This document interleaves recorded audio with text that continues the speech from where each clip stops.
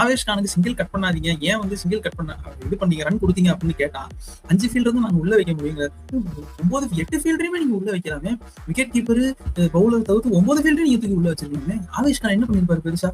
நீங்க 2 பால் டாட் பண்ணி 1 பால் டாட் பண்ணுங்க, 1 பால் டாட் பண்ணாலே 5 பால் 14, இன்னொரு பால் டாட் பண்ணீங்கன்னா இன்னொரு பால் சிங்கிள் ஓடுறாரு அப்படின்னா 4 பால் 13. அங்க இருந்து எவ்வளவு பிரஷர் இருந்திருக்கும். அதுக்கப்புறம் வைபவ் ஓவரா நான் தப்பே சொல்ல மாட்டேன், வைபவ் ஓவரா எல்லாமே ட்ரை பண்ணாரு. இந்த பிச்சில் வந்து ஸ்லோயர் ரவுண்ட்ஸ் தான் நல்லா வருது. ஸோ அப்படி இருக்கும்போது ஸ்லோயர் ரவுண்ட் லாஸ்ட் ஓவர் போட முடியாது, ஏன்னா 4 ஃபீல்டர் தான் உள்ள இருக்கணும், 4 ஃபீல்டர் தான் சர்க்கிளுக்கு வெளில இருக்கணும்.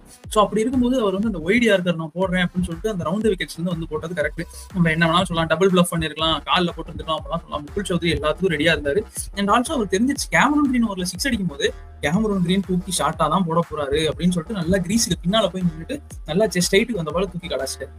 எனக்கு வேற என்ன சொல்றதுன்னு தெரியல. கேட்க பிளண்டர் பண்ணி தோத்து போயிருக்காங்க. கையில இருந்த மேட்ச் 2 பாயிண்ட் வந்து லக்னோ கொடுத்துட்டாங்க, அதுக்கப்புறமா வந்து புடிங்கிட்டு போயிருக்காங்க. சோ அதுதான் ஏதோ ஃபினிஷிங் தாட்ஸ்.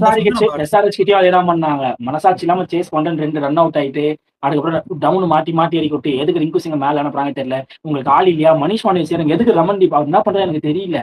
மணிஷ் பாண்டிய சேர்த்து அந்த இடத்துல இறக்கி விட்டு அதுக்கப்புறம் ரிங்கு அனுப்புங்க. ரிங்கு நரேன் 2 விக்கெட் எடுக்கிறான்னு கணக்கு வச்சுக்கோங்க, நரேன் அடிப்பாரு, அடியும் பண்ண மாட்டீங்க. சரி எவ்வளவோ போயிடுச்சு, லாஸ்ட் பால் ஏதோ டாட் போட்டாரு, இந்த ரகுவன்ஷ் த்ரோ ஒழுங்கா அடிச்சாரா, அவரும் அடிக்காம போட்டாரு. அதுக்கு கூட ஏதோ சூப்பர் ஓவர் வந்துட்டோம்.